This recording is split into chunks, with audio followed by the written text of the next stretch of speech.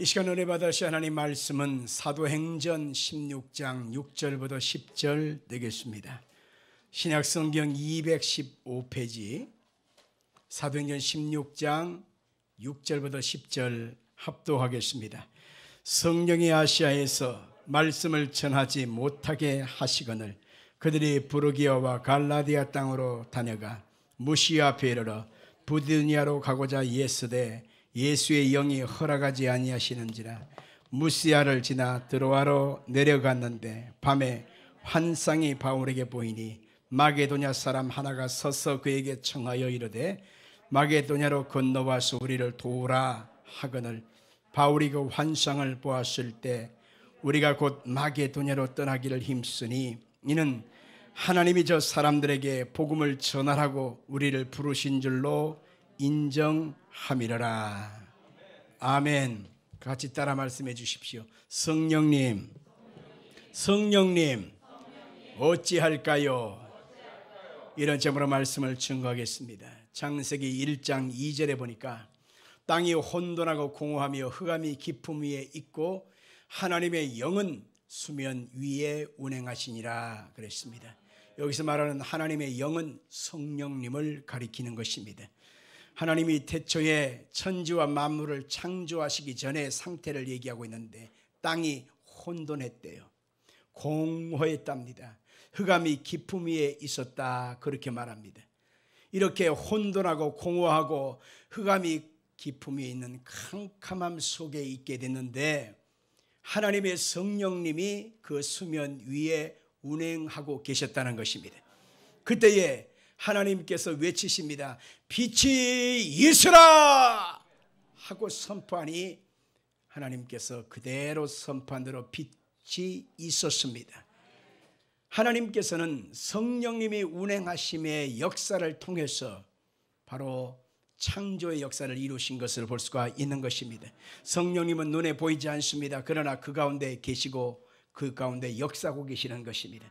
이 자리도 마찬가지입니다. 성령님은 눈에 보이지 않지만 여러분과 저의 심령 속에 사모하는 심령을 만족해 하신다는 사실을 믿으시길 바랍니다.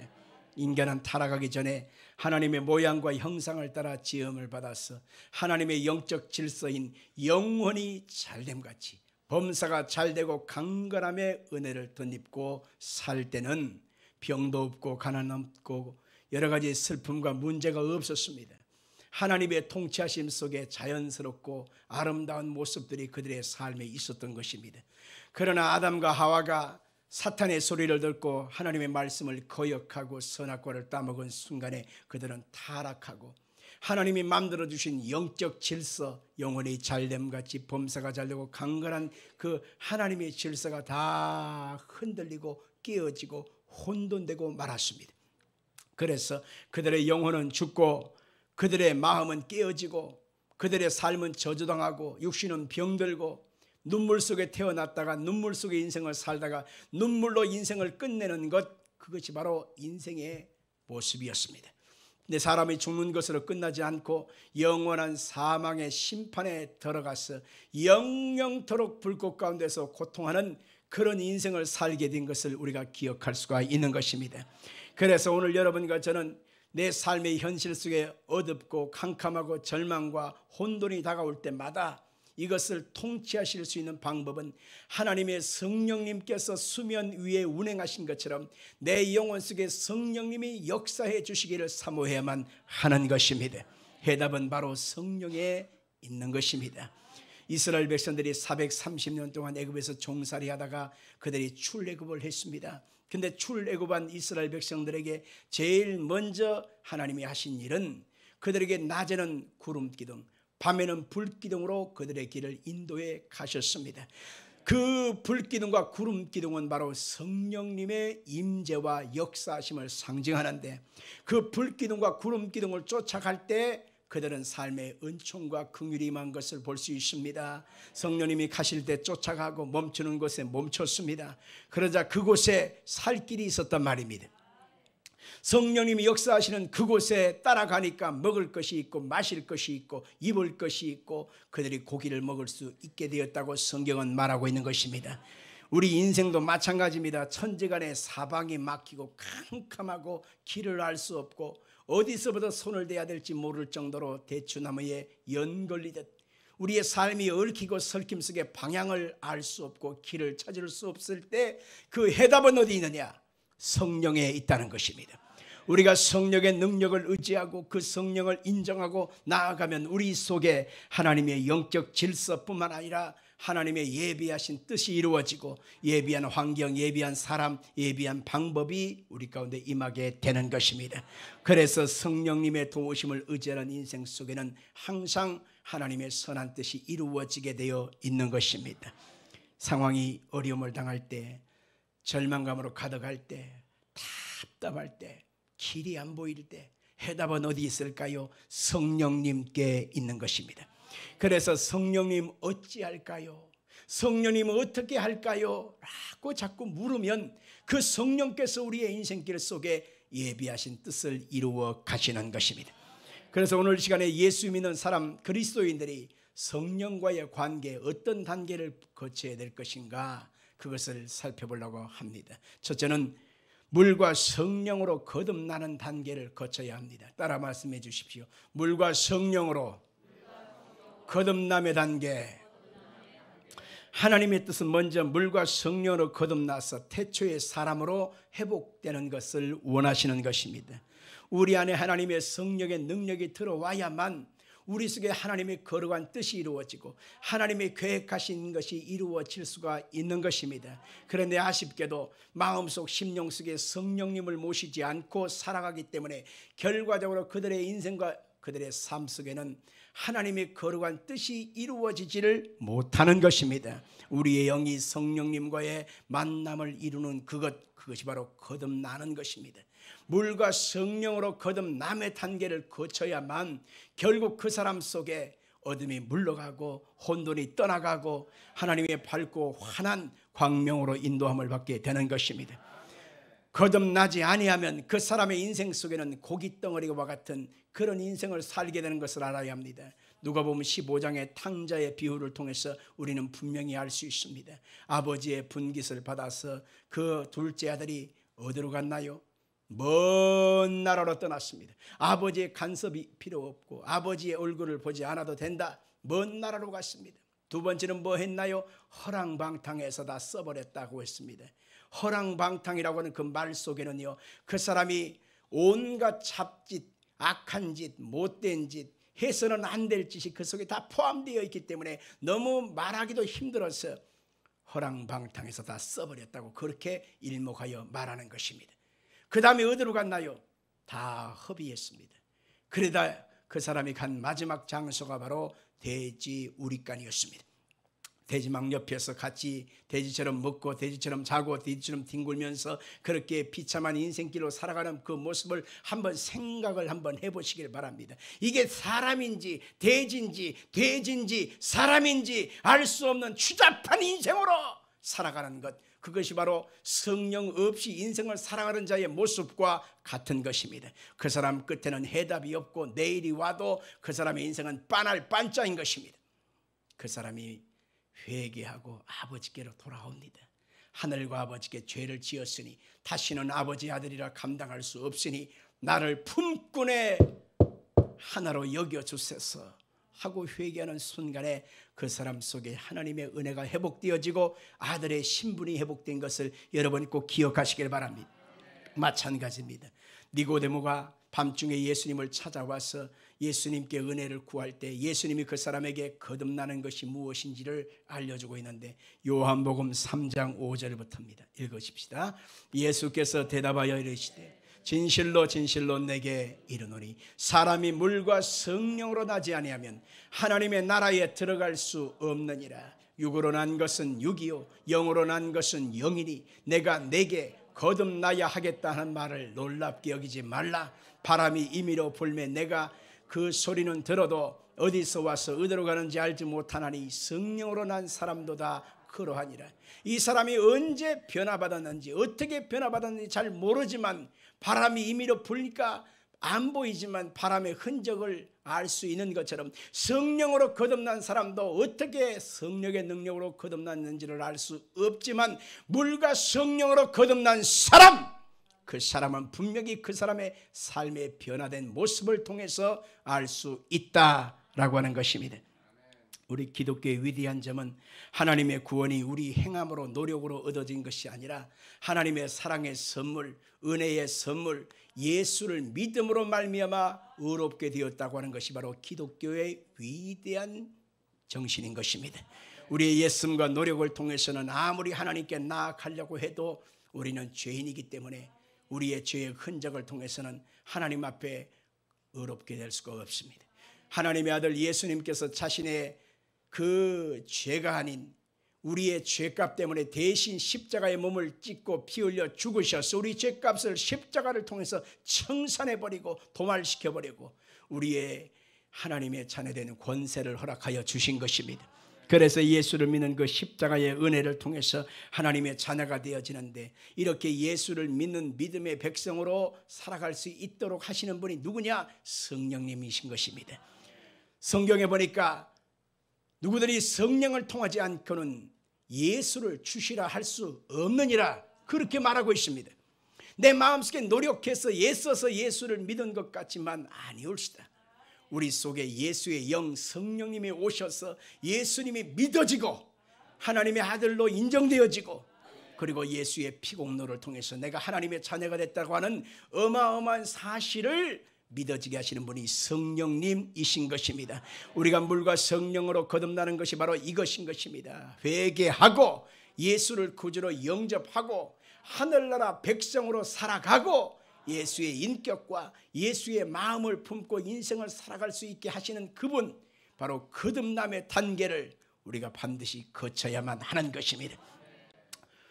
사랑하는 성도들 중에 아직도 여러분의 부모님이나 여러분의 자녀들이 너무너무 속상하게 하고 여러분의 마음과는 다르게 정말 곁길로 가는 경우가 참 많을 것입니다. 협박도 하고 얼로도 보고 야단도 치고 때로는 때리기도 해보고 아무리 몸부림을 쳐도 인생이 참 희한하게 안 바뀌지요. 여러분 너무너무 속을 상하게 할 것입니다. 어째 이럴까 어째 이럴까. 나는 살아보려고 예를 쓰는데 당신은 어째 그 모양인고. 가슴 찌듯 여러분의 심령이 너무 고달플 때가 많이 있을 것입니다. 야단을 쳐도 안 되고 얼러도 안 되고 사정해도 안 되고 때려도 보고 협박도 하고 별짓을 다 해도 사람이 안 바뀌어요. 흔히 하는 말 중에 사람은 고쳐 쓰는 것이 아니다라고 하는 말을 합니다. 사람이 근본적으로 그 속에 악이 가득하고 어둠의 영이 점령하고 있는데 겉으로만 머리를 깎는다고 해서 사람이 바뀌어질까요? No. 안 바뀌어요. 사람이 죽어야 바뀌는 것입니다. 그런데 생사람을 어떻게 죽여요 또? 그것도 안 되잖아요. 성령께서 제 마음에 깨닫게 하는 것은 바로 뭐냐면 생사람을 죽일 수 있는 것은 없지요. 그래서는 안 되지요. 어떻게 해야 될까요? 그 사람 속에 옛사람이 죽고 성령으로 거듭나는 완전히 새 생명이 되어질 때 사람이 바뀌는데 성령 받아야만 사람이 바뀌는 거예요. 아멘 하십시다. 성령으로 그 마음이 심령이 바뀌지 아니하면 사람은 절대로 바뀌지 않는 것입니다. 여러분 그래서 사람은 성령 받고 변화되는 것이 가장 우선한데 우리는 그런 중요한 기도를 쏙 빼놓고 잘되게 해주세요. 형통하게 해주세요. 건강하게 해주시고 복받게 해주시고 잘되게 해주시고 성공하게 맨날 그런 기도만 하죠. 그거 해봤자 되지도 않아요.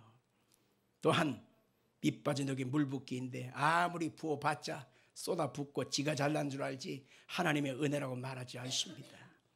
그렇기 때문에 우리가 기도해야 될 집중해서 기도할 것은 하나님 저 사람을 바꿔주세요. 성령 받고 변화되게 해주세요. 저 사람이 하나님 좀 만나게 하소서. 이런 기도가 여러분 가운데 회복되어져야만 하나님의 복도 은혜도 회복된다는 사실을 꼭 기억하기를 예수님으로 축원합니다. 두 번째 단계가 바로 뭐냐면 성령 충만의 단계인 것입니다. 따라 말씀하세요. 성령 충만의 단계. 예수님을 구주로 영접하게 하시는 거듭남의 단계가 첫 번째라면 두 번째는 성령 충만함의 단계인 것입니다. 한 숟가락에 물을 떠서 마시는 것도 마시는 거예요. 그러나 컵 가득히 물을 철철 넘치도록 가득히 담아서 그리고 꿀떡꿀떡 마시면 한 숟가락하고 어디 비교할 수가 있겠습니까? 성령 충만함은 것은 바로 이것과 같은 것입니다. 우리가 성령을 받고 주의 은혜를 입게 돼서 예수를 인격적으로 구주로 영접하는 것도 중요하지만 성령의 능력을 충만히 받는 것은 비교할 수 없을 만큼 어마어마하게 중요한 사실인 것입니다. 성령 충만함의 은혜를 입어야만 우리가 하나님의 영광을 위해 살아갈 수 있는 여력이 생깁니다. 봉사할 수 있는 여력, 헌신할 수 있는 여력, 충성하고 선교하고 하나님이 기뻐하는 열매를 맺을 수 있는 여력이 생기는 것입니다. 우리 햇불 순복음교회가 속한 우리 교회가 속한 교단의 명칭을 혹시 아세요? 앞에까지 기독교 대한 하나님의 성에 맞습니다. 영어로 말하면 풀 가스펠 처치입니다. 풀 가스펠이라고 하는 것은 바로 가득한 복음, 넘치는 복음이라는 것입니다. 다른 교단하고 다르게 우리 순복음교회에서는 바로 풀 가스펠 처치라고 하는 그런 명칭을 달고 교단이 형성된 것은 다른 교단하고는 다르게 우리는 성령 충만함이 우리 교단의 모토이기 때문에 그런 것입니다. 다른 교단은 중생하는 데 목적을 두고 어떤 교단은 성결케 하는 성결의 삶을 목적으로 두기 때문에 그런데 우리는 성령 충만함의 그 은혜의 삶을 목적으로 두고 있기 때문에 우리 오순절 교단의 우리 순복음 교단은 성령 충만함이 가장 중요한 것입니다. 우리는 거듭남의 단계만 멈추는 것이 아니라 그 단계를 벗어나서 성령 충만함의 능력을 덧입어야만 하나님의 영광을 위해 살아갈 수 있는 여분과 여력이 생기기 때문에 그런 것입니다. 우리가 예수님의 제자들을 보면 알 수 있습니다. 예수님의 12 제자들이 예수님 3년 동안 쫓아다니면서 믿음이 되게 좋은 것처럼 보입니다. 신앙이 좋은 것처럼 보입니다. 너무너무 대단한 신앙처럼 보입니다. 그런데 베드로 같은 사람은 뭐라고 합니까? 예수님, 다른 사람이 다 주를 부인하고 떠날지라도 나는 주를 떠나지 않겠습니다 라고 말을 했죠. 그러나 베드로가 예수님 십자가의 고난 앞에 가야바의 뜰에서 고난받고 있을 때에 한 일은 뭡니까? 예수여, 나는 모른다. 맹세하면서 모른다. 저주하면서까지 나는 모른다. 어찌 사람이 손바닥 뒤집기를 이렇게 쉽게 할까요? 이것은 참 퀘스천인데 많은 사람이 신앙이 좋고 믿음이 좋고 예수 입으로 얘기하지만 실상은 그 예수를 지킬 만한 믿음이 그 속에 있냐 없냐 그것은 가봐야 알아요. 드러내봐야 합니다. 실상은 그들이 그렇게 약해 빠진 신앙이었습니다. 12 제자들 다 뿔뿔이 도망가고 말았습니다. 그때 예수님이 부활의 모습으로 베드로에게 찾아오셨습니다. 그리고 그 부활의 모습으로 찾아오신 예수님 베드로를 용서하시고 다시 한번 사명을 맡기시면서 당부하십니다. 성령을 받아라. 성령을 받아라. 성령을 받아라. 그리고 예수님께서 그 제자들과 40일간 함께 하시고 감람산에서 승천하실 때 이렇게 당부합니다. 너희는 때와 기한은 아버지께 속하였다. 그러니 너희의 알 바 아니요 내게 들은 바 아버지의 약속하신 것을 기다리라. 요한은 물로 세례를 베풀어서나 너희는 몇 날이 못되어 성령으로 세례를 받으리니 오직 성령이 너희에게 임하시면 너희가 권능을 받고 예루살렘 온 유대와 사마리아와 땅끝까지 이르러서 내 증인이 되리라. 그래서 주님의 제자들이 그 약속을 붙들고 열흘 동안 마가 요한의 다락방에서 간절히 기도합니다. 약속하신 성령 부어주세요. 약속하신 성령 부어주세요. 약속하신 성령 부어주세요. 전심하여 기도하니 그들에게 성령이 임하시는데 성경은 뭐라고 합니까? 오순절날이 저에게 임음에 급하고 강한 바람 같은 것이 저희 온 집에 가득하여 저희 머리 위에 머물러 있더니 성령이 저희 가운데 능력 가운데 나타나셔서 성령의 말하시게 하심을 따라 다른 방언으로 말하기를 시작하니라. 그들이 성령 충만함의 은혜를 받게 되었는데 사람들은 말할 때 얼굴이 붉은 것 보니까 저들이 낮술에 취했구나, 새술에 취했구나, 그렇게 흉을 볼 정도였습니다. 성령 충만하니 그들은 이전에 생각했던 두려움, 염려, 공포에 잡혔던 마음이 다 떠나가고 예수 그리스도가 주님인 것이 믿어지게 됐습니다. 하나님의 아들인 것이 믿어졌습니다. 예수님이 구세주인 것이 믿어졌습니다. 그래서 마음속에 혼자 담고 있을 수가 없어서 이웃들에게, 동네 사람에게 나가서 외치고 복음을 자랑하니 그들이 3,000명이 회개하고 돌아오고 5,000명이 회개하고 돌아오고 허다한 무리가 회개하고 돌아와서 날마다 믿는 자를 더해가게 하신 것입니다. 그들의 삶의 열매가 맺습니다. 유무상통하여 내 것을 내 것으로 취하지 않고 나눠주고 베풀며 섬기면서 복음을 자랑하니 사람들에게 칭찬받는 어마어마한 열매들로 가득하여 날마다 믿는 자를 더했다고 성경은 말하고 있습니다. 나도 변화받고 남도 변화받고 나도 변화받고 식구도 변화받고 나도 변화받고 우리 동네도 변화받고 나도 변화받고 대한민국도 변화시킬 수 있는 능력이 어디 있느냐? 성령 충만함의 능력 속에 있는 것입니다.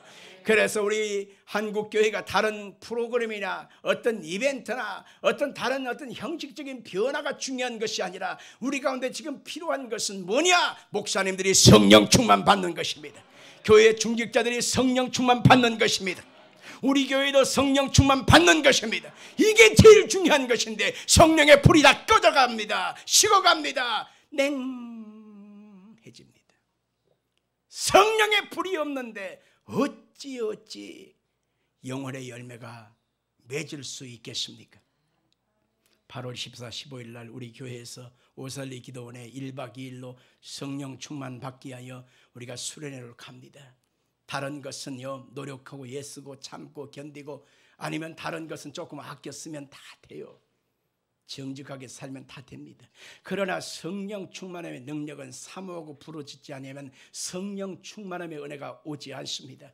가정에서 기도하고 교회에서도 기도할 수 있습니다. 그러나 우리가 기도원 가서 기도국을 가서 아이고 하나님께 문제의 보따리를 다 풀어놓고 울부짖고 간구하고 실컷 울어보고 실컷 부르짖어보고 실컷 하나님께 간구하면서 내 인생을 좀 변화시켜달라고, 나도 좀 불쌍히 여겨달라고 부르짖고 간구하기 위하여 비싼 돈을 들어가면서 우리가 꼭 갑니다. 여러분의 일정을 다 뒤로 하고 갑니다. 왜냐고요?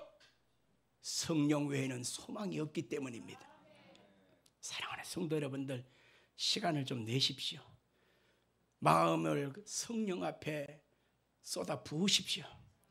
그러면 여러분의 인생이 바뀌어지고 가정이 바뀌어지고 분명히 여러분의 가정에 어둠이 떠나갈 것이고 하나님의 무질서가 질서로 바꿔지는 축복이 임하게 될 것입니다.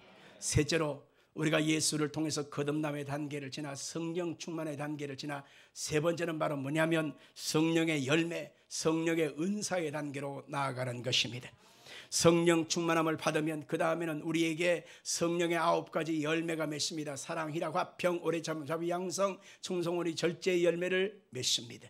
9가지의 은사도 나타납니다. 성령의 은사가 나타나는 것은 어마어마한 축복이요 열매인 것입니다. 믿음의 은사, 지혜, 지식의 말씀의 은사, 영분별의 은사, 신유의 은사, 능력 행함의 은사, 방언, 통역, 예언의 은사들이 나타나게 되어 있는 것입니다. 전쟁터에 나가는 병사가 맨몸뚱이로 가면서 전쟁으로 가면 백발백중 화살받이 되고 총알받이 되는 것입니다. 죽어요.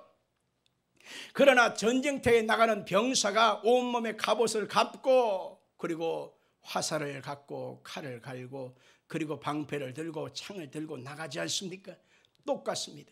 우리가 세상이라고 하는 이 어마어마한 환경으로 뛰어나가려면 예수의 사람에게 주시는 하나님의 성령의 은사가 있어야 되는 것입니다. 그게 영적 무기예요.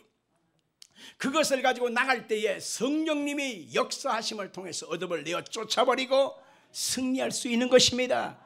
성령의 은사가 받지 못한 상태에서 제자들에게 복음을 전해라, 주님 교회를 세우라, 전도를 하라, 선교하라, 예수님이 그렇게 말씀하지 않으셨습니다. 너희들이 성령 충만 받아야 그들이 변화받고 하나님 앞에 선한 도구로 영광을 나타내는 증인으로 살 수 있다라고 예수님 말씀하신 것입니다. 예수님은 처음 보혜사가 되셨고 성령님은 두 번째 보혜사가 되시는 것입니다. 성령님을 가리켜서 파라클레토스라고 하는데 성령님은 바로 보혜사라고 하는 뜻입니다. 하나님으로부터 부르심을 받아서 그리고 우리와 돕게 하여 항상 함께 계시는 분이라고 하는 것입니다. 예수님은 첫 번째 보혜사로 오셔서 우리의 구원의 완성을 이루신 거예요. 그래서 첫 번째 보혜사가 되셨고 올라가시고 승천하시면서 성령을 보내주시는데 두 번째 보혜사인 성령님을 보내주심으로 그 성령의 충만함을 덧입고 능력을 덧입어서 우리 가운데 복음의 증인으로 살아갈 수 있도록 은사를 주시고 열매를 주시고 역사해 주시고 함께해 주시고 언제까지? 천국 갈 때까지 함께해 주시는 것입니다. 요한복음 15장 26절에 보니까 내 아버지께로 너에게 보낼 보혜사 곧 아버지께로부터 나오시는 진리의 성령이 오실 때 그가 나를 증언하실 것이요 라고 있습니다. 성령 보혜사는 끊임없이 예수님만 증거하시는 것이고 예수의 나라를 이루시는 분입니다. 그래서 우리가 성령 충만하면 내 가정 속에 성령의 역사가 이루어지게 되는 거고 예수의 나라가 가정에 이루어지는 것입니다. 성령 충만하면요, 진정으로 성령 충만하면 말이죠, 남편한테 진짜 잘합니다. 자식한테도 진정으로 잘합니다. 가정을 천국 꽃동산으로 만들 수 있습니다.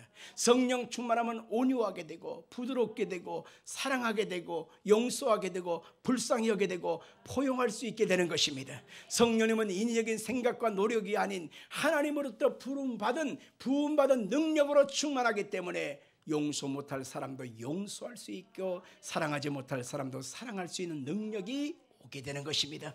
그래서 성령 충만하면 부부간에도 행복해지게 되고 부모 자식 간에도 아름다워지고 이웃과 이웃과의 관계도 화목할 수가 있는 것입니다. 이 땅의 소망은 오직 성령 충만함에 있는 것입니다. 성령의 능력과 권능으로 충만하면 하나님의 나라가 내 속에 들어오므로 온갖 것을 다 포용할 수 있는 바다 같은 넓은 은혜의 바다로 변화되게 되어 있다, 그 얘기인 것입니다. 넷째로 마지막입니다. 우리가 예수를 믿어 거듭나 성령으로 거듭나는 단계를 거치고 성령 충만함의 단계를 거치고 성령의 9가지 은사와 열매를 맺게 되면 마지막으로 뭘 해야 되느냐? 성령과의 펠로우십의 단계를 늘 유지해야만 하는 것입니다. 같이 비슷한 성령과의 펠로우십의 단계. 펠로우십이라고 하는 것은 친근감, 가까이, 더 가까이, 그런 뜻이 담겨 있습니다. 너무너무 친한 관계라는 뜻입니다. 여러분들, 우리가 예수를 믿고 하나님의 성령의 사람이 되어지면 성령을 교회에서만 만나는 것이지요? 성령은 예배 드릴 때만 만나는 것이지요? 성령은 주일 때 예배 때만 만나는 것이지요? 아닌 것입니다. 성령님은 공기처럼 눈에 보이지 않습니다. 그러나 어느 곳에 계시는 것입니다. 그런데 중요한 사실은 그 성령님의 역사하심을 인정하고 환영하고 모셔드리는 사람과 성령님은 역사해 주시는 것이지, 성령님을 자꾸 슬프게 하고 근심하게 하고 성령을 자꾸 뒤로 던져버리고 멀리 성령과 함께하기를 거부하는 사람은 성령께서 역사하지 아니한 것을 알아야 하는 것입니다. 오늘 본문에 펠로우십의 단계를 중요한 것을 바울을 통해서 알아보려고 합니다. 오늘 본문의 내용은 바울 사도가 성령으로 거듭나고 나서 사명을 받았습니다. 그러고 나서 복음의 열정 가운데서 사도행전 9장에 보니까 특별한 하나님의 계시를 받지요. 이 사람은 내가 택하였다. 그래서 이방과 열방을 위해서 많은 지도자들을 위해서 나의 복음을 증거하기 위한 나의 그릇이다 라고 하는 하나님의 계시를 받습니다. 그래서 그 복음의 열정이 바울 사도에게 너무너무 간절했습니다. 영혼 구원, 하나님의 나라, 할 수만 있으면 어찌하든지 간에 더 많은 영혼의 열매를 맺고자 하는 마음이 그 속에 있었어요. 그래서 기도를 합니다. 하나님 인도해 주세요. 내 마음속에 더 많은 영혼을 얻기를 원합니다. 그래서 그가 기도하고 나름대로 목표와 방향을 어디로 세웠냐면 아시아로 가고자 애썼다라는 것입니다. 그 당시 아시아는 지금도 마찬가지지만 중국이 있고 인도가 있습니다. 세계 인구의 3분의 2가 아시아 그곳에 집중해 있잖아요. 그러니까 더 많은 영혼을 얻게 하여 그곳에 가면 얼마나 좋을꼬 하여 아시아 땅으로 가고자 애를 썼다. 그렇게 말하고 있는데 성령께서 그것을 막았다는 것입니다. 그래서 이번에는 그의 마음속에 비두니아로 가고자 예를 썼는데 또 예수의 영이 허락지 아니했다, 그렇게 말하고 있습니다. 여기서 한번 꼭 기억하고 넘어가야 될 것은, 복음을 전하는 것은 좋은 일 아닙니까? 영혼을 구원하는 것은 좋은 일 아닙니까? 그러면 왜 좋은 일을 위해서 우리의 몸과 우리의 방향을 정했는데 예수의 영 성령님이 이것을 막느냐라고 하는 것입니다. 예수 믿는 사람은 마음속에 하나님의 선하고 기뻐하고 온전한 뜻이 무엇인가 분별하고 먹든지 마시든지 무엇을 하든지 다 하나님의 영광을 위해서 살고자 하는 그런 마음이 있어요.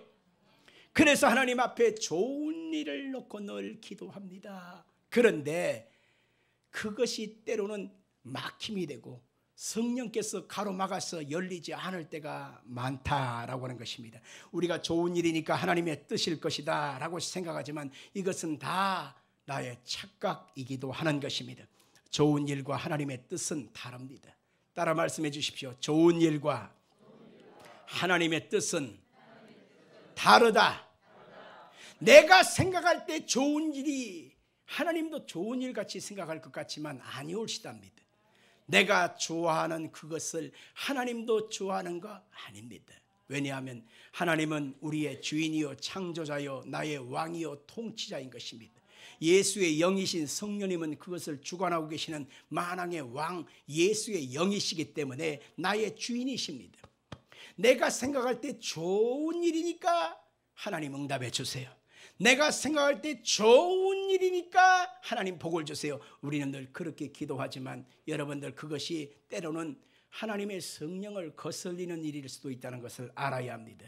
바울 사도가 복음을 전하고 더 많은 영혼들을 구원하기 위하여 아시아로 가고자 애썼고 비두니아로 가고자 애썼지만 예수의 영 성령님께서 허락지 아니했다, 막았다. 그것은 바로 무엇이냐면 하나님의 성령께서 우리를 택하시고 구원하셔서 하나님 백성 삼으실 때는 우리가 나아가야 될 방향을 계획하고 계시고 우리가 해야 될 목적을 갖고 계시고 내가 어디로 가야 될지 어떻게 가야 될지 주님은 다 계획하고 계시는 것입니다. 왜냐하면 그분은 나의 왕이요 나의 주인이기 때문에 그렇습니다. 주인이 알아서 계획하고 있는데 주인의 생각은 다 저버리고 내 생각대로 이렇게 하면 좋겠지 저렇게 하면 좋겠지 라고 생각하지만 그것은 때로는 하나님의 성령을 거슬릴 때가 있다는 것입니다. 그는 인본주의적 발상으로 늘 발버둥을 쳤습니다. 내가 이렇게 하면 되겠지 저렇게 하면 되겠지 발버둥을 쳤지만 모두 다 막혔습니다. 그래서 이번에는 그가 드로아라고 하는 곳으로 내려가서 그는 그곳에서 고심하게 되었습니다. 드로아라고 하는 곳으로 내려갔다라고 하는 성경의 표현은 우리는 영적으로 한번 생각해 볼 필요가 있습니다. 성경에 보니까 내려가는 것보다 올라가는 것을 더 깊은 신앙으로 생각하고 있습니다. 주를 앙모하는 자 어떻게 해요?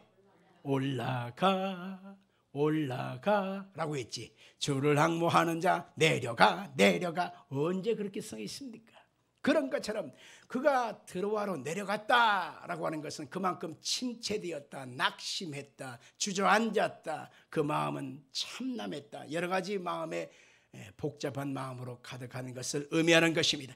내려가자마자 그가 캄캄한 밤이 되었다고 성경은 말하고 있습니다. 여기서 말하는 밤은 또 상징적인 의미가 있겠죠. 아브라함이 인생 중에 밤을 만날 수가 있었습니다.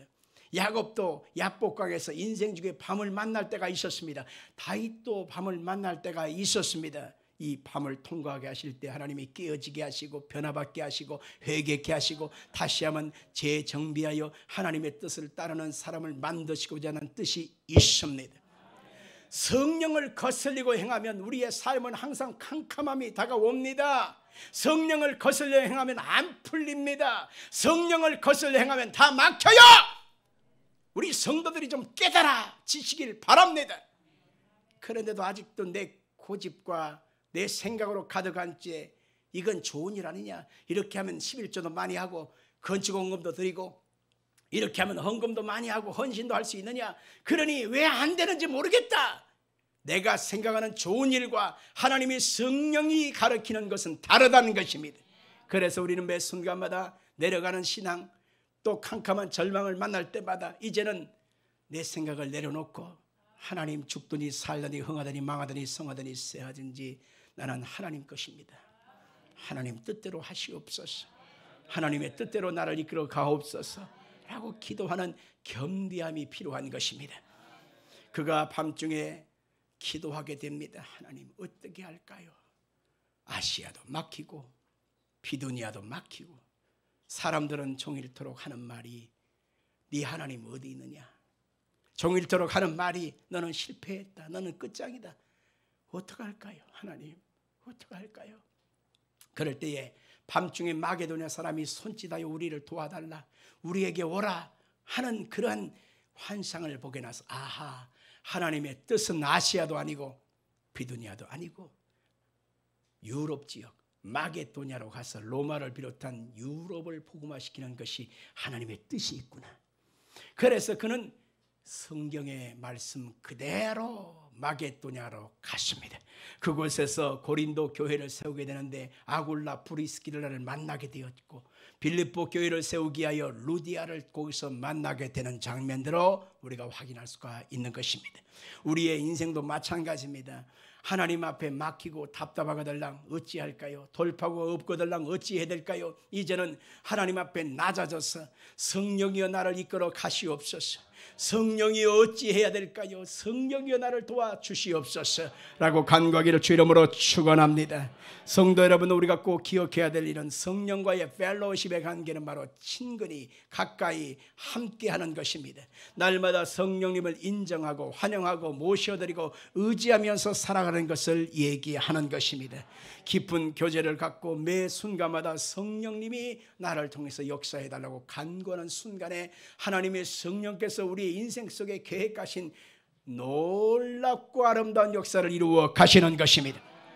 스가랴 4장 6절은 말씀합니다. 힘으로 되지 않고 능으로 되어지지 아니하나 오직 나의 성령으로 말미암아 되느니라.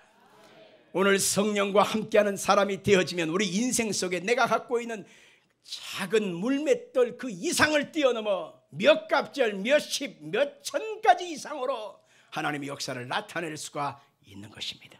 성령이여 나를 쓰시옵소서, 성령이여 나를 쓰시옵소서 라고 간구하는 사람, 그 사람 속에 하나님의 일을 이루시는 역사 있게 되는 것입니다.